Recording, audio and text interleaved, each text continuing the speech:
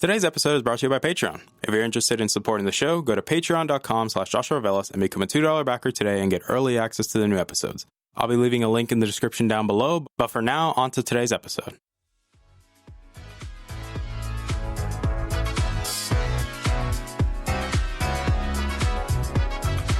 You're listening to the Augmented Experience podcast. I'm your host, as usual, Joshua Velas. I'm a student, musician, and a gamer at heart. Join me as I sit down every week to talk about all the latest news in the technology, business, and video game world. I hope you guys enjoy.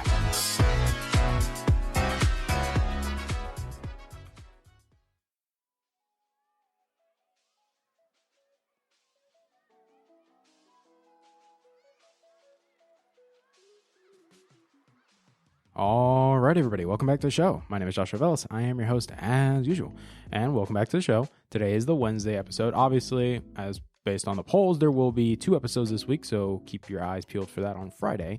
But today is Wednesday, so what is the whole special project? Like, what has been this entire thing that I've been working on for about over a week? And to me, it was, I wouldn't say it's more out of left field. It was kind of more of a surprise and a privilege at the same time, because to me, it was incredible.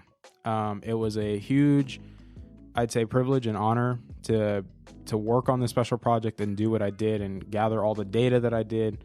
And to me, it was something that, like I said, it was incredible.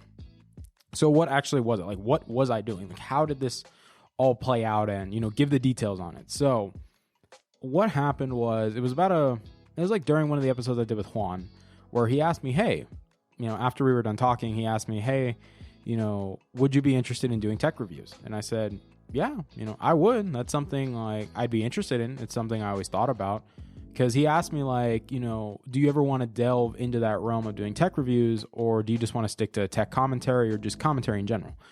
And I told him, yeah, I would like to do reviews if I was given the opportunity. And Juan gave me the opportunity to basically do a review and, share with people my experience with the LG V50 ThinQ. And that's essentially what the special project was. And it is the title of today's episode, which is my time with the LG V50 ThinQ. But to me, it was something that it was I'd say a test, but it's also something that I wanted to do for a long time. And Juan understood that very clearly. So what happened was, it was about a week ago. Like, if I'm correct, let me actually be correct. So he actually sent me the phone on, I think it was the 11th of October is when he sent me the phone. And I actually had it until yesterday, or Monday really, because the day of recording and everything. So I had it until Monday and I shipped it off. So what did I actually do in the course of about like a week and 2 days? What did I actually do? So that, I will say, to me was experience. There's many aspects to talk about, but I think for me, there was 3 main things to focus on, which was the audio experience, the experience when it comes to taking video and manual video, and editing that video on the phone. Those were the 3 main things I was testing, because I didn't put my SIM card in it, so I didn't do that. And it was mainly me using it in a specific way to see, what can I push. And let's start with the audio. To me, I thought it was always, I would say it was kind of like, to me, when it comes to audio in the LG V50 or LG phones to begin with, it's always been something that I knew, but it wasn't something that I couldn't imagine. It was something that I couldn't imagine how good it was until you use it. And to me, using that headphone jack on that phone, which is a hi-fi DAC, and a lot of you are probably like, what is a hi-fi DAC? So a hi-fi DAC is essentially, I think in layman terms, and I think it's the easiest way to describe it, is a premium headphone jack. Like, a premium smartphone should have a premium headphone jack and not something that's piss poor. And LG has always prided themselves to have a high quality headphone jack on their phones. And a lot of people always tend to overlook those. And even though, yes, I get it, some people are saying the headphone jack is going the way of the dinosaurs, but it's still an industry standard. Like, I highly doubt professionals will get to the point that they want to use Bluetooth over wired.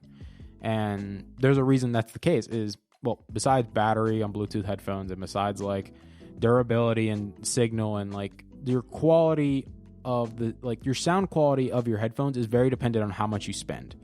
And it's kind of a lot of people don't seem to notice that with headphone jacks, or Bluetooth headphones specifically, my bad, that they don't notice that, where your quality of sound is very dependent on how good your headphones are, in the Bluetooth headphones specifically.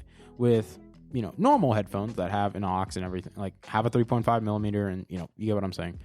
Those, yes, the more you spend, in theory, you can get good headphones the more you spend. But obviously there is a sweet spot where there is good headphones for the value. And I think a lot of people don't realize this. Like, I plugged in my Sennheisers into the V50.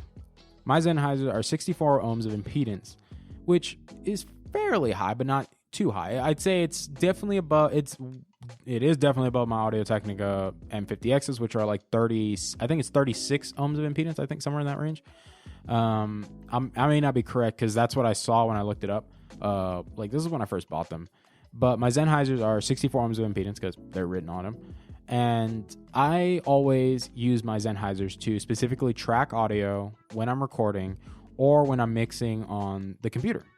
And to me, I could never imagine how good these headphones sound until I plugged them into the headphone jack and actually drove them. Like, it is insane on how good they sounded. Like, I loved listening to music with using my Sennheisers in the V50. It sounded incredible. And granted, if I had even nicer pairs of headphones, like say if I had a pair of Barodynamic DT770s or 990s at the 250 ohm impedance, then oh my, I would have had a field day, because Juan uses them with his 250 ohm impedance 770s, and 250 ohms is a lot, because that is a lot of juice. You have to have a lot of juice to drive them, and the V50 drives them incredibly. It actually has more headroom than the 250 ohms, so it's crazy. And to me, I couldn't imagine how good they sounded. Like, it was so insane. Like, my brain physically couldn't wrap itself around the idea of how good this audio sounds. And I'm someone that really appreciates my audio. Like, I'm very picky. I'm always, depending on, like I said, audio is a very subjective thing, but I have my own preferences. And to me, it sounded so good. Like, it sounded like my headphones were actually operating the way that they were designed to be operated and driven, because, like I said, 64 ohms of impedance is something that's not easy to drive. Like, it still is, and computers and, audio recorders can do it to a degree, but it's not going to do it fully. My Audio-Technica is, well, that's pretty straightforward. I know for a fact my stuff can drive it, but to me, it was so insane on how good it sounded. And then listening to music, watching videos was just wow. Like, it blew my mind. And it was something that, like I said, you won't believe me until you've experienced it. And to me, it was wild. And I don't really see another way of putting it besides like stating the obvious. It's just, it was wild. It was something that I couldn't imagine. And it's something that, especially as somebody who's been following the LG phone specifically, because I had an LG G6 when I first decided to go back to Android and get my first Android flagship. My G6 didn't have the hi-fi DAC, because the hi-fi DAC was a regional thing. So the US model got, I forgot what the US model got. Well, actually, no, I think the US model got jack squat with the G6. Maybe. And I know it was a Korean model that got the hi-fi DAC. And to me, I know what happened. The G6 got the wireless charging, and the Korean got the hi-fi DAC because of the markets. Obviously, I think that's really bad because, well, like I said, I don't believe that there should be regional exclusives for phones. I think all the features should be available in every region, no matter what. Even if it's not popular in that region, it doesn't matter. I still think it should be available. And, I didn't get to experience that when I had my G6. I actually was going to get a V30, which had the hi-fi DAC, but I didn't. And I ended up getting an HTC U11, but that's a whole different story. But let's go on to video and manual video specifically. So with manual video, I was really surprised because, when we talked about it with Juan, and we've talked about this multiple times on the show, the manual video controls on the V50 is insane. It is very robust. It has it's a skill gap. It takes time to learn because of how much there is. Like, there's so much settings. Like, you can tune it to what you want specifically, or what do you want to get. And I will say this now, for my Patreon backers, you guys will actually get access to the video of me like putting together all that I had worked on, all the videos that I took, all 4K 60, 80 megabytes per second video, high audio quality, because I will say this, the microphones on the V50 were really good for capturing audio. Like, it was astoundingly good for a microphone on a phone, which obviously everybody likes the microphones on the iPhones, but the V50 had really good microphones when it came to audio, especially when you had a lot of control over not only just the video, but the audio itself of said video. And I tested this a lot when I was doing when I did my video. One of the portions of the video was regarding when I was at the homecoming game here at Texas Tech, and putting a noise filter to help deal with the air, because it was like the wind was blowing a lot. So I put a filter to help reduce it and, help, make it sound good. And it was incredible to me. And to me, the experience with the manual video controls, it took time. It took me getting out of my comfort zone. It took me some realization that, hey, you're going to need to put a little bit more effort. And it's more rewarding because you feel more gratified and you have more satisfaction because you put that extra detail into it. And I think, and that's what Juan was talking about when we talked about mobile video editing, was putting that extra work into doing something makes it so much better than just snapshot or just poor quality video of something adorable and then just send it out. It makes it so much better when you capture that moment, but in a very good way, and you capture it with so much detail and attention to detail that, to me, it was something that it's hard, for anybody that's not interested in mobile video editing and mainly going over the manual controls of your phone.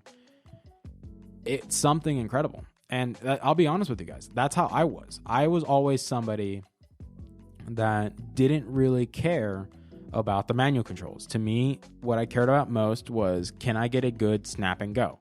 That's all I cared about.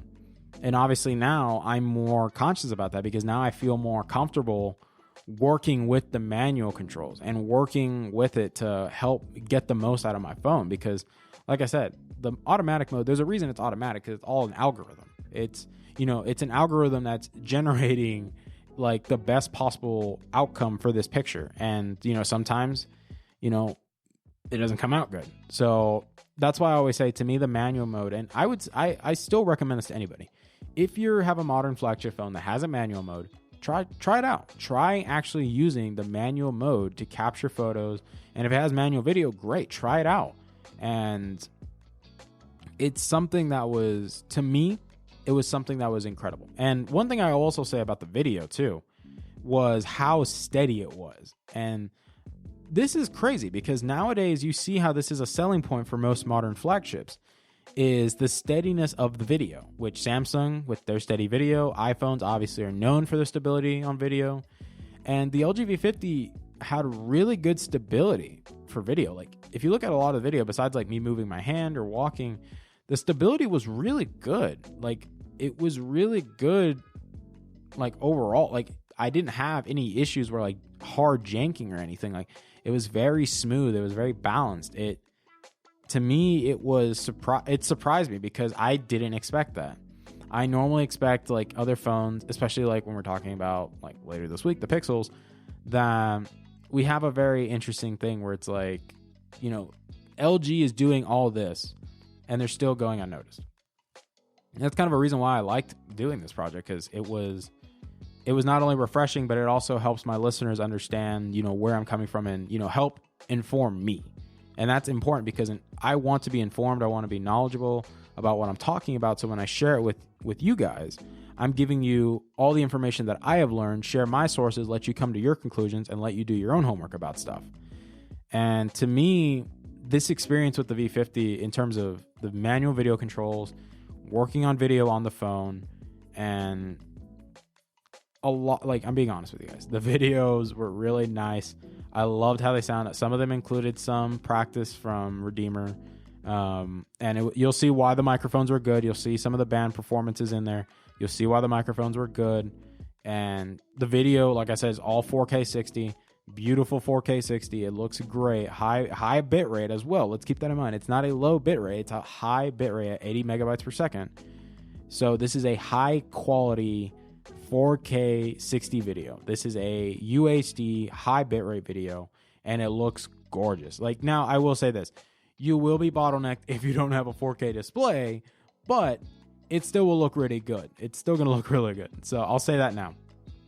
And to me, I can't begin to tell you guys how good the pictures came. Even though, yes, most of mine were daylight photos or mostly stuff like that. But it's kind of the point is that I worked with a manual camera. Like, I didn't want to just use the auto snap. Like, I actually worked on some of the photos that I took and actually, like, you know, did them manual. And I really liked how they came out. They have good attention. They have good detail, good contrast. And to me, it was something that, you know, was, like I said, obviously daylight photos, any phone can do really good in daylight photos. Any phone can. Let's be honest. Daylight is very easy to not screw up. It's when you start including, you know, like a little bit of dark colors and you start including, say, you know, nighttime photography, then it becomes an issue, because then it's like you have phones that are cut above the rest to do good. Obviously the Pixels and that are going to do good, the iPhones nowadays, the Samsung, blah, blah, you get what I'm saying. And to me, I didn't take nighttime photography. Like, I took a video in a dark room, but, you know, that's a different thing. But to me, I really enjoyed my experience taking video and taking photos with the phone, all in manual. And you guys will be able to see this in the Patreon page. So if you're interested in looking at what I actually did, like in terms of my work, you guys can go on the Patreon page and, you know, follow the Patreon page, become a backer, and you get access to the videos. Because I'm planning on doing that a little bit more, as like all these little special things I do, I'm going to put them on the Patreon page, because, you know, to make it more enticing for you guys to, you know, become a Patreon backer, besides supporting me, of course. But now let's go on to the mobile video editing part, because this is where it became fun and frustrating at the same time. So as I will say this now, I edited all the video on the LG V50. I did it with Power Director. So I used Power Director on my phone, and I was able to edit 4K 60 video on the phone. Very easy. Like, just go through the timeline, put little transitions, attention to detail, put music in there where it belonged, and it actually it worked really well. Now, I will say this though, working with 4K 60 footage is a pain in the butt, because this is one thing a lot of people tend to forget, is once you get up to higher resolution video, it becomes much more difficult to work with. And I mean much more difficult. Like, my computer was having issues with 4K video. Like, I'll be honest with you guys. My computer, well, granted, I don't have enough RAM, so that's probably why. But if I actually had the proper amount of RAM to work with 4K video on my computer, then I'd probably be fine. But obviously, it was a pain in the butt sometimes when I messed around. But I did all the video editing on the phone. I ran into an issue with the 4K file, which I was able to fix. And the 1080 file came out perfectly fine. Like, it worked. It actually worked the way it's supposed to. And I really like how it came out. I'm really excited I'm really excited for you guys to see what I did. Obviously, in terms of mobile video editing, it did take some time, because, like I said, putting the clips together, getting everything organized in the way I wanted to, work on the transitions. How long did I want this extended? You know, what kind of transition do I want here? What kind of music do I want to put in the background? What specific sections do I want the music to go? How do I overlap the music so that it's playing in this area, not this area? Like, it was a lot of creative decisions that, you know, made me think, and I had to be creative, like I said, because that's what Juan told me, is how creative can you get? And to me, I think I did a pretty good job. I think for my first try of putting video, because this is the first time I actually edited a video. I have never done video editing at all. I haven't. Like, for the episode 50th special, that was Ryan. Also, shout out to Ryan. Love you to death, brother. Ryan did all the editing for the video. Like, the audio version, that was me. I did all the audio, and Ryan mainly just did the video. And to me, it is crazy, because it's really fun. Like, it's fun putting your creation together, you know, creatively thinking, how do you want this to go? Now, granted, I will say this. I didn't put together some masterpiece of, oh yeah, I got an MKBHD style video up for you guys. No, like, I'm not that good of a videographer and cinematographer to do that. So I will say that I'm not as good as them. Like, those are incredibly gifted people that have worked their butts off to be good at what they're good at. And, you know, that doesn't mean I can't be there, but, you know, it takes time, it takes practice. And that's what this was. It was practice for me. It was me getting comfortable to know that I can do all this work on a mobile device. And that's kind of like the whole overarching theme with this entire time, even with Juan coming on. The whole overarching theme is we are at a point where our smartphones are very powerful, that they are incredibly powerful tools in our hands that we honestly undersell ourselves. And to me, it's astounding on how it's easy to say that, and then when you experience it, you understand why that's being said. And this is why I always encourage you guys, what can your smartphone disrupt? Like, what can this replace from your everyday carry? Can this replace a tablet? Can this replace a laptop? Obviously, I will say this for college students, that is pushing it. I will say that because, like I said, some colleges require you to have specific software on your device, and, you know, you need to bring it to class. And, you know, like I said, there are exceptions. I will say that. But it comes down to your use case. What are you doing it? Are you for my creators out there, what are you using? Are you carrying around a big, beefy laptop with good specs to handle the video editing process? Or if you have a modern smartphone, so say, you know, you have a LG, like if you say you had an LG V50, you had an iPhone 11, 11 Pro, 11 Pro Max, you know, you had a Google Pixel 4, like we'll talk about that eventually, OnePlus 7 Pro, Samsung Note 10, Note 10 Plus, S10, like, you get what I'm saying. Any modern smartphone, I even say phones from last year, you can edit 4K video without any issue on your phone. It is very easy. Now, granted, it comes down to app developers, you know, being more robust with these feature sets. But let's keep in mind, iOS has a good mobile video editor, in their apps. It's LumaFusion. LumaFusion is incredibly good for a mobile video editor. It has a lot of good features. It's able to edit and handle 4K video now. And due to the changes with iPadOS and, you know, things like that, it's becoming much more easier. And, you know, it's making you question, for the creators, what can your phone replace? Or what can your mobile gadget replace that normally would be there? So can your iPad replace your laptop if in your mobile video editing process? Can it replace your, you know, can your phone replace your tablet for taking notes or, you know, edit video? What can you replace? Like, can you capture, like, obviously, yes, I will say this now, like, if you're capturing high quality video, I'd still recommend using a DSLR, even though, yes, our phone cameras are getting much and much better. Still, a DSLR with mirrorless lenses and things like that are really nice for good reasons. But I would still recommend, ask yourself that question. What can you replace? And this is essentially what I was doing this whole time with the V50, was asking myself that question. What can I replace? Can I get out of my comfort zone and do something that I wasn't so comfortable doing? And I had to ask myself that question. And that's why I asked for like an extra 2 days, and why I just sent it back on Monday, because I wanted a little bit more time. I wanted just a few more days just to see how comfortable can I get. And I spent about an hour, 2 hours, 3 hours at night. Like, I'd say like 11 all the way to like 1 in the morning working on the video and putting it together. And that was me giving intentional time to try something that I had never tried before. And to me, that was important. That was incredible. That was an opportunity that not only helped me as a creator, but also helps push me into a healthy direction that I need to go in, or that I want to go in. Because that's why I asked Juan to come on the show to do the episode over mobile video editing, because I wanted firsthand experience. How can I do this? Can I get pushed over the boundary to do something incredible?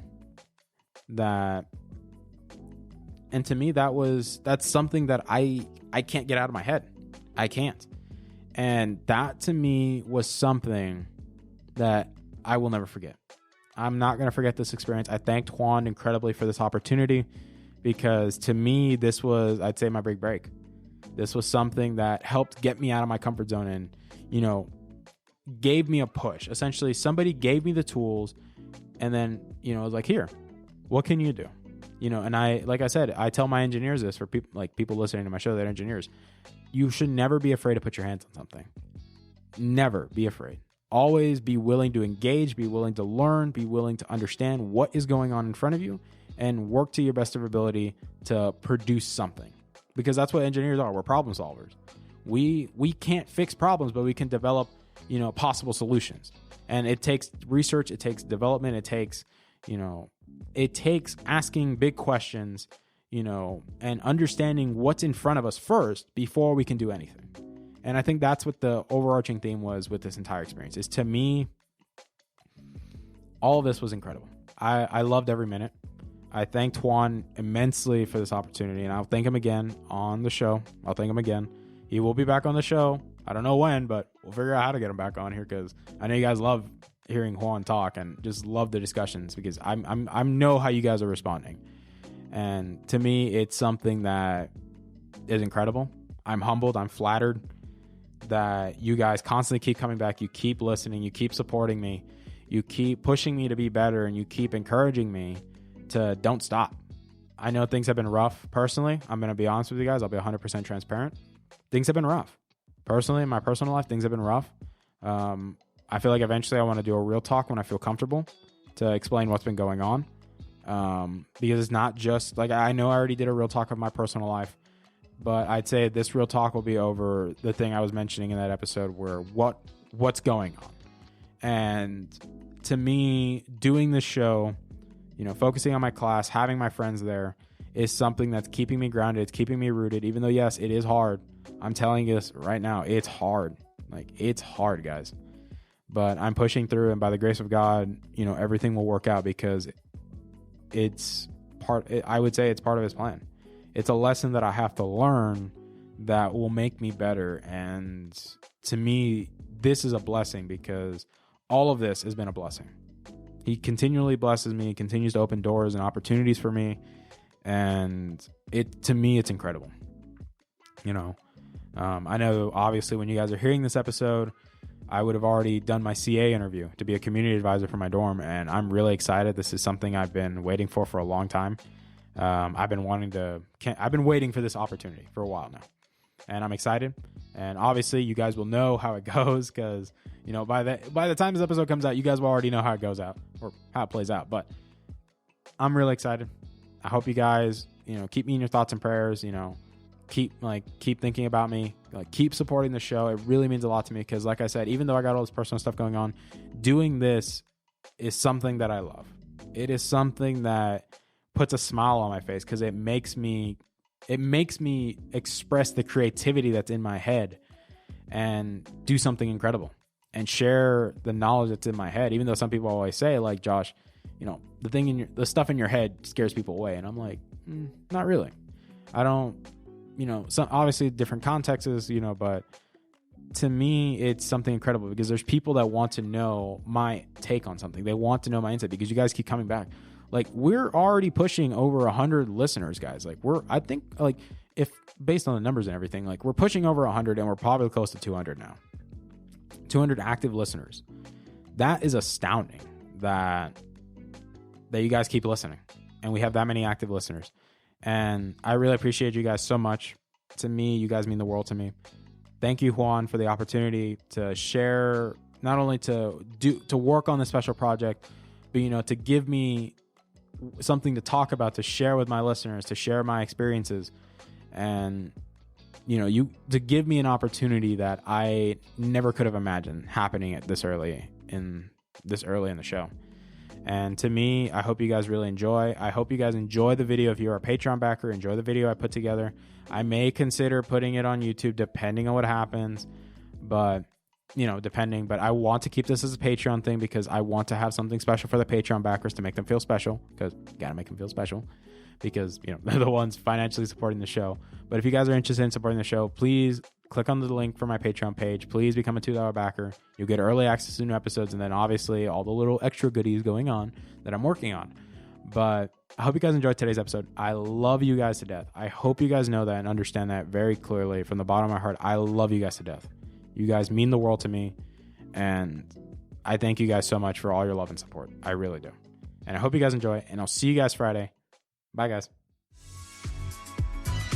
Hey there. Thank you for listening to today's episode. I really appreciate it. Thank you guys so much for taking time out of your day and listening to today's episode. If you're interested in supporting the show, whether it be financially, clicking the follow button, or just sharing the episode, it all works for me, guys. Thank you guys so much for your time, and I love you guys to death.